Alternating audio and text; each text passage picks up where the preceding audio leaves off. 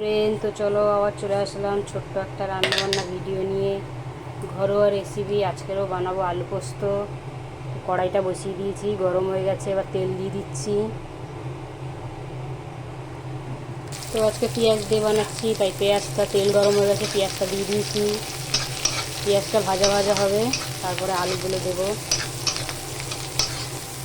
তো পেঁয়াজটা খুব বেশি ভাজবো না, হালকা হালকা ভাজা হয়ে গেছে, এবার আলুগুলো দিয়ে দেবো এর মধ্যে। তো আলুগুলো দিয়ে দিচ্ছি, এবার আলুগুলো হালকা হালকা করে ভাজবো। তো আলুটা ভাজা ভাজা এসছে, একটু নুন দিয়ে দিয়েছি তাড়াতাড়ি ভাজা হওয়ার জন্য। তো এবারে একটু সামান্য হলুদ দেবো। তো আলুগুলো ভাজা ভাজা হয়ে গেছে, এবারে পোস্তটা এর মধ্যে দিয়ে দেবো। তো পোস্ত বাটাটা দিয়ে দিয়েছি, এবারে নাড়বো। নেড়ে চেড়ে সামান্য জল দেবো, শুকনো শুকনো হবে। তো জাস্ট সামান্য একটু জল দিয়েছি সিদ্ধ হওয়ার জন্য আলুগুলো। তো রেডি হয়ে এসছে আলু পোস্তটা। যদি রেসিপিটা ভালো লাগে guys, like comment share follow করো, পাশে থেকো। আর চ্যানেলটাকে সাবস্ক্রাইবার করে দিও, অনুরোধ থাকলো।